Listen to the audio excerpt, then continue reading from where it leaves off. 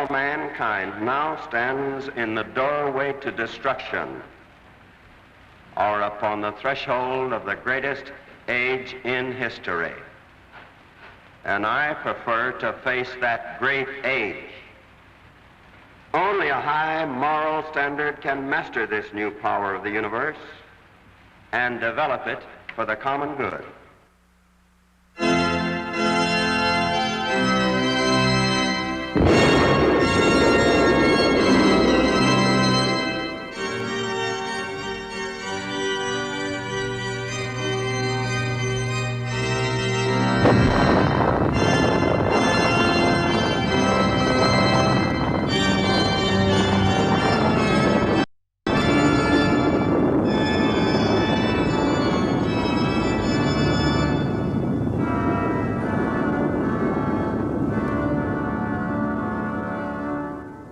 There is one fundamental myth which is typical of every power, and that is, take a look at every major power in history, you discover that its leadership and its intellectual elite always took the view that that power was acting only defensively. We only do things in response to others. Others are active agents in world affairs. We simply respond. Our concerns are benevolent, humane. Sometimes we make mistakes in an excess of benevolence, but fundamentally we're reactive, we act with the best intentions, and so on. Surely no people on earth hate war or love peace more than we Americans. Our power has always been used for building the peace, never for breaking it, for defending freedom, never for destroying it. We aspire to nothing that belongs to others. We seek no dominion over our fellow man. We stand as we have always stood from our earliest beginnings for the independence and equality of all nations. Dean Rusk, the Secretary of State, appeared before a joint meeting of the Senate Foreign Relations and Military Affairs Committee to explain why the United States needed a resolution, perhaps authorizing military action in Cuba. And when he questioned about the legality, constitutionality, or even morality of this, Rusk said, "We've done it before." And he then drew out a list which the State Department had accumulated of American military interventions outside the borders of the United States. It was a list that went from 1798 to 1945. It included about 127 such instances. Before 1898, there were over 100 such instances.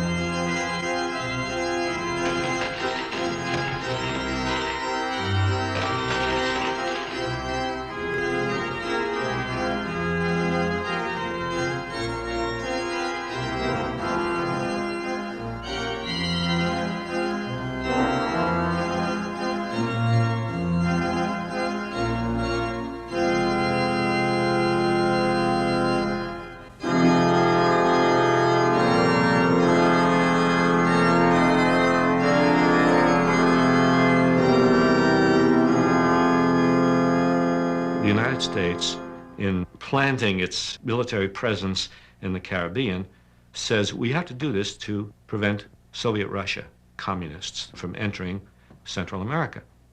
Well, world communism began in 1917. That's when the Bolshevik Revolution took place. And I think it's very important to look at the history before 1917. Before there was a Bolshevik Revolution, why was the United States intervening in all these countries all the time? It wasn't the Bolshevik menace, it was something else. Of course, they were always inventing other menaces. In the 19th century, it was the English menace. In the early 20th century, it was the German menace. And now it's the Russian menace, But always the truth was it was something else. It was empire.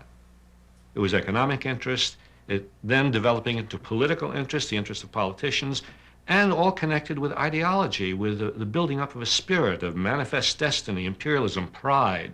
Same kind of thing that you hear today when they say, well, America must have pride in its strength. Strength not being represented as something moral or something good or something decent or the strength of the Bill of Rights or American principles, but the strength of the American military.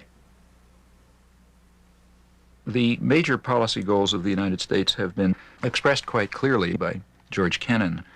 In the late 1940s, he was the head of the State Department planning staff, and in several of those documents, he answered the question, what are our foreign policy goals, quite succinctly and lucidly. So, for example, in one crucial document, PPS 23 from February 1948, he puts it approximately like this. He says, we have about 6% of the world's population, and we consume about 50% of the world's resources. He said that creates a situation of envy and antagonism. Our primary policy goal must be to maintain that disparity, to ensure that we maintain this enormous disparity, this advantage over the rest of the world. Now, he said we should not delude ourselves into believing that that can be achieved by humane methods.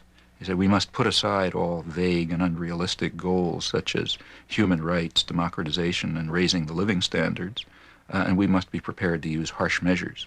And the less we are constrained by idealistic slogans, the better.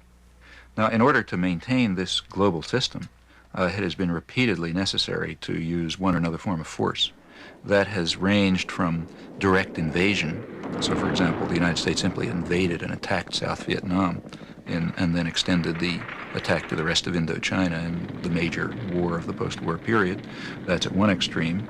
And at the other extreme, there's been various forms of subversion. So, for example, the overthrow of the government of Chile in 1973, or the overthrow of the government of Guatemala in 1954. Repeatedly, incidentally, we've overthrown democratic regimes because we're really opposed to democratic regimes.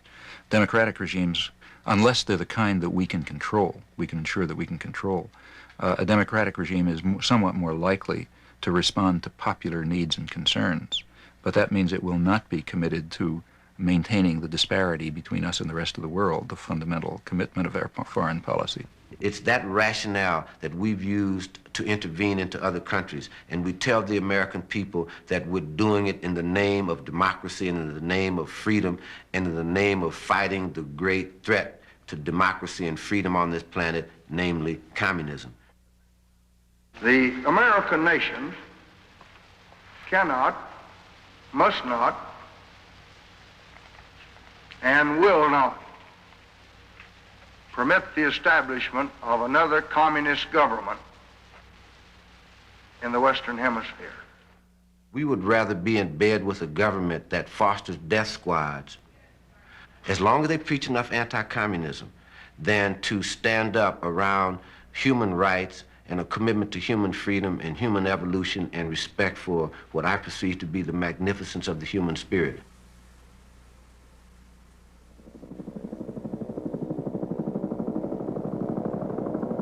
To those who fight only for liberty and justice and progress, I want to join in appealing to you tonight to lay down your arms and to assure you there is nothing to fear.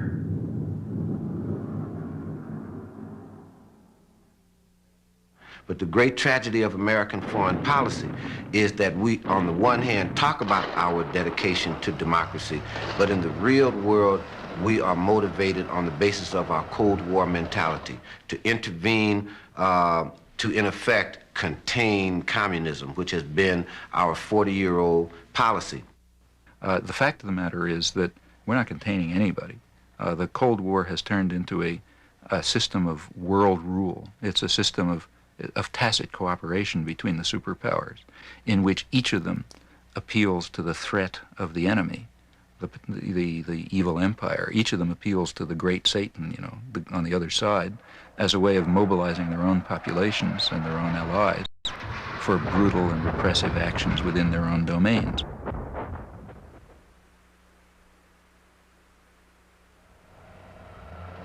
And the same story can be duplicated on the other side. When the Russians send tanks to Prague or invade Afghanistan, they've got to organize and control their own population too. And the way they do it is by appealing to the threat of the evil empire on the other side.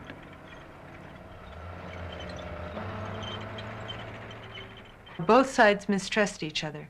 We live in a world where it's impossible to develop trust, to develop confidence in the stability of the peace. And the single most important reason that we can't develop confidence and trust and stability is that the superpowers are unwilling to give up the use of force as a tool of power. As long as you have a more powerful weapon, it will always be in the back of people's heads that they can pull it out and use it as the ultimate last resort in warfare. In the final analysis, the nuclear arms race is a product of a world of power politics. The notion that we can cut it off, deal with it separately, treat nuclear weapons as though they were not the ultimate weapon in a spectrum of escalation has been shown to be false. Let me then make clear, as the President of the United States, that I am determined upon our system's survival and success, regardless of the cost and regardless of the peril.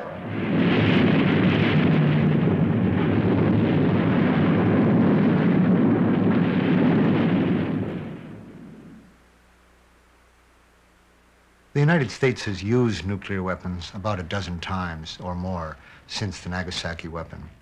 We've used them in the way that you use a gun when you point it at someone's head in a confrontation, direct confrontation, whether or not you pull the trigger. You're using the gun.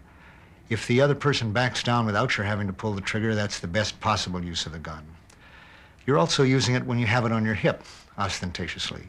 But the fact is that the United States has in effect pointed its nuclear gun more than a dozen times, in circumstances where the President of the United States had ordered preparations for possible imminent use of nuclear weapons in an ongoing war or crisis. In addition to the risks of accident or unauthorized action or madmen that the world is well aware of and which are real, there is a real likelihood, which is greater than those, a real risk, that in some U.S. president might actually pull a trigger, as has often been secretly threatened in the past, and initiate nuclear war in support of some ongoing U.S. intervention in the world.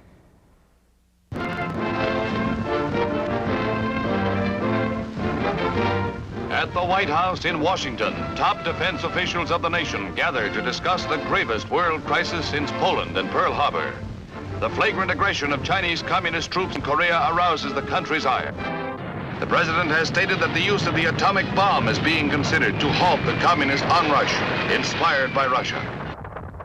And in fact, we now know that the Joint Chiefs had prepared plans for the possible use of those weapons and had exercised planes that might have to carry out those threats.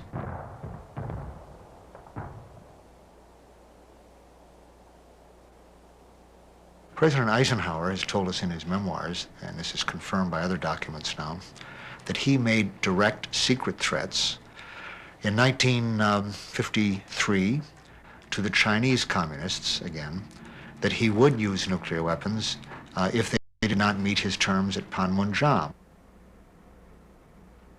The fact is that every time American troops or Allied troops have been surrounded or in danger of being overrun in a major way in the entire post-World War II period, the U.S. has considered or prepared to use nuclear weapons to save them. In the case of Dien Bien Phu, our Allied troops were in fact overrun. The only reason we didn't use nuclear weapons was that the French refused our offer to use nuclear weapons because they thought their own troops would be endangered and France would be endangered by retaliation. Good evening, my fellow citizens. This government, as promised, has maintained the closest surveillance of the Soviet military buildup on the island of Cuba. Within the past week, unmistakable evidence has established the fact that a series of offensive missile sites is now in preparation on that imprisoned island. The Cuban Missile Crisis must be regarded as one of the low points in human history. At the crucial point of the Cuban Missile Crisis, the Russians made an offer to withdraw the missiles from Cuba, and we rejected it, or rather ignored it. The reason was it was coupled with an offer that, with a request, the demand that we remove missiles from Turkey. Now, those were obsolete missiles for which a withdrawal order had already been given but not yet executed. So what the Russians were saying is that they would remove missiles from our border if we would remove obsolete missiles now being replaced by Polaris submarines from their border, and we refused. I have directed that the following initial steps be taken immediately. First, all ships of any kind bound for Cuba, from whatever nation or port, where they're found to contain cargoes of offensive weapons, be turned back. This quarantine will be extended, if needed, to other types of cargo and carriers. Now, the subjective probability of the planners at that time, what they estimated, was that the chances were something like 1/3 to 1/2 of nuclear war. So in order to establish the principle that we have a right to keep missiles on their border, even missiles we don't want anymore, but they don't have the right to keep missiles on our border, these people were willing to face what they regarded as a probability of 1/3 to 1/2 of nuclear war. We will not prematurely or unnecessarily risk the course of worldwide nuclear war, in which even the fruits of victory would be ashes in our mouth. But neither will we shrink from that risk at any time it must be faced. I don't believe that there's a moment of such madness and lunacy in human history. And the most frightening part of it is that this is regarded as a great triumph, one of the great triumphs of diplomacy, one of the high points of our diplomatic history and our planning. And again, those people who believed that the threats had been effective, whether they were right or not, were encouraged to make more threats in the future. One of those people was Richard Nixon, who came into office in '69, determined to end the Vietnam War, to win it, really, the way Eisenhower had ended the Korean War when Nixon was vice president. He told us he had a secret plan to end the war. He did. This was it. This was, in fact, a very serious plan and was accompanied by direct threats via Henry Kissinger to the Chinese, to the North Vietnamese, and to the Russians, that we would escalate the war as early as November 1969 if they didn't meet our terms of mutual withdrawal, and that this escalation included the possibility of nuclear weapons. And in support of that possibility, again, plans were made for the possible use of the weapon. The Carter Doctrine in the Middle East was a nuclear threat and was intended as such, and was backed up by the shipment of many nuclear weapons to the Middle East, both on carriers and accompanying our rapid deployment force bases. Our rapid deployment force is a dual capable force with its own tactical nuclear weapons. Reagan reiterated that threat in his first month in office and has done so ever since. So that's existing policy in the Middle East. U.S. presidents, Republican and Democrat alike, Carter and Reagan most recently, continued to make the same kind of threats because they continue to see our U.S. national interest in the same way as their predecessors. They continue to see it as worth not only war, but risks of nuclear war. I'm saying that U.S. first use has been, over the last 15 or 20 years at least, a much greater risk than that of Soviet first use, simply because the Soviet empire, their sphere of influence, happens to be quite compact and near their borders and pretty much confined to the area where they have an overwhelming conventional superiority. They don't rely on threatening first use to maintain their area of predominance. We, on the other hand, do rely on threatening first use to protect our use of interventionary forces thousands of miles from our borders. So we have been, and I think today are, the main risk of initiating a nuclear war in the world that could spread to all-out war and probably would.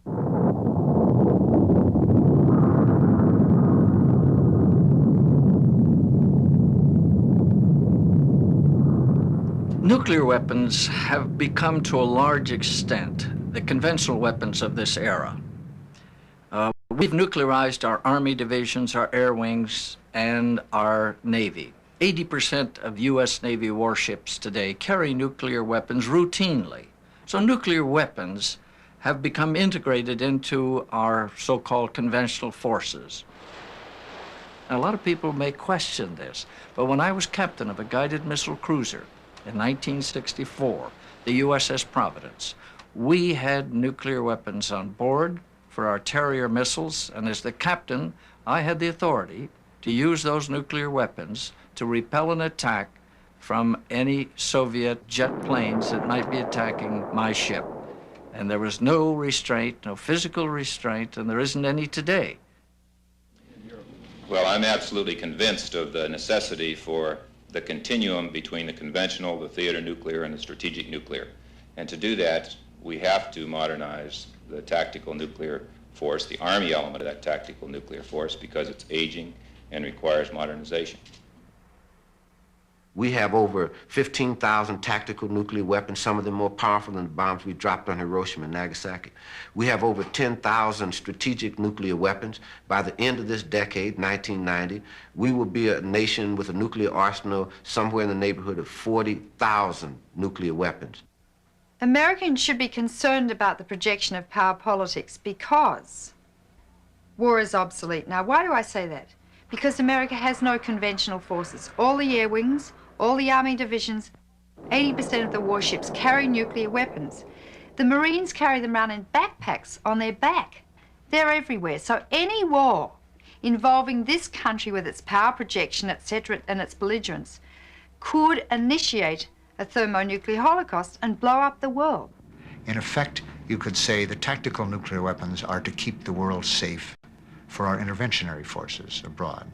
And in turn, the more strategic forces, the long-range intercontinental forces, are to make the world as safe as possible for our first use of nuclear weapons. Harold Brown, who was the Secretary of Defense under Carter, in his last presentation to Congress, when he explained the significance of our strategic weapon system, he said that this is the core of our security system. He said, with this system in place, our conventional military forces become meaningful instruments of military and political power. That means that under this umbrella of strategic nuclear weapons, we have succeeded in sufficiently intimidating anyone who might help protect people who we are determined to attack. I think the best way of describing U.S. nuclear policy, or the policy that rationalizes having all these nuclear weapons, is a policy of threatening to try to fight and win nuclear wars. This means relying very heavily on the concept of a first strike, using our nuclear weapons to attack and destroy their nuclear weapons and their conventional non-nuclear forces in a preemptive attack, a first strike attack, before they can even get off the ground. We in the military know, and the Pentagon is clearly giving evidence of its awareness, that if you are going to be successful in a war in which nuclear weapons are being used, you must strike first. So that we, in addition to having our retaliatory capability, are developing the capability in the United States to strike the Soviet Union first. The military actually are very concerned that the very first stages of a nuclear exchange will destroy their communications, their command and control systems.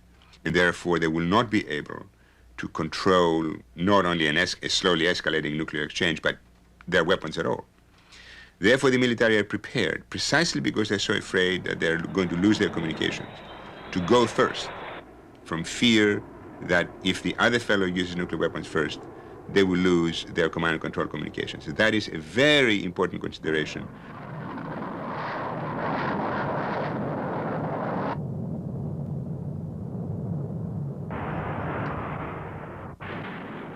In order to maintain that status quo of control, that hierarchy of power in the world, they continue to be willing to risk thermonuclear war and exchange in a world where that risk gets higher and higher.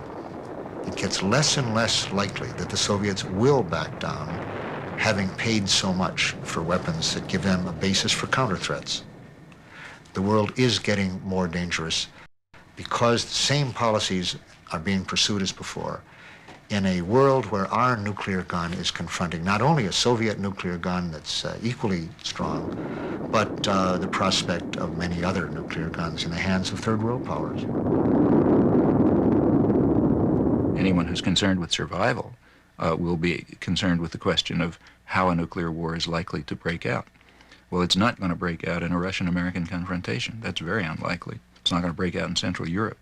It's going to break out in the Third World, where it's come close very frequently. Tensions and conflicts in the Third World, which are usually often the results of intervention, will engage the superpowers. This has come close to happening in the past, and our intervention policies essentially maintain, sometimes stir up, and increase tensions and conflicts of that kind, which, apart from the horrendous effects for the people, the victims themselves, also do repeatedly bring the superpowers close to confrontation. It's very likely that that's the way a nuclear war will erupt if anti-nuclear activists are not concerned with that issue, and if they're not concerned with the way in which the arms race functions in our own economic system and in creating a framework within which we can intervene in the world. If they're not concerned with those issues, then they're really peripheral to the concern for survival in a nuclear age. Peace is not just the absence of nuclear weapons, it's the absence of conditions on this planet that give rise to war and to violence and to militarism. And as long as there's hunger, there's disease, there are human rights violations, military juntas, corporate oligarchies, death squads in the world, there's going to be violence and there's going to be wars. And so it seems to me that not only must we address ourselves to the removal of nuclear weapons and sophisticated conventional weapons from our lives, but to remove the conditions from this planet that give rise to danger. I think when Orwell talked about controlling the past in order to control the present and therefore the future, I think he meant that if you can control people's sense of history, you can make them believe anything. So that if the American people are not told, are not educated, are not given the information about the history of American intervention in the world, it is as if we're all born yesterday. And then the president's speech on TV becomes the only fresh bit of information we have. And then if he says, we're in danger in the Caribbean, the Russians are threatening us here and there, without a sense of history, you believe that. But if you have a sense of history, if you know that America has a long history of intervention in Central America, long before there was a Bolshevik threat, and you see the economic interests that piled up in the Caribbean and all over the world that prompted American intervention in various places, then you know that there's something much more serious and deeper than any communist menace behind intervention. And so it seems to me what Orwell said about knowing the past is tremendously important. It gives us a responsibility to recapture that past, to remind people of what happened, and therefore to reinforce people's determination not to be fooled today as people have too often been fooled in the past. It's an enormous responsibility and privilege to live in a democracy. Millions of people have died around the world trying to establish themselves a democracy. And if Americans don't use their democracy, they should go and live in El Salvador or Afghanistan to find out what it's like not to have a democracy. How dare Americans not use their democracy? Because the fate of the earth rests in their hands.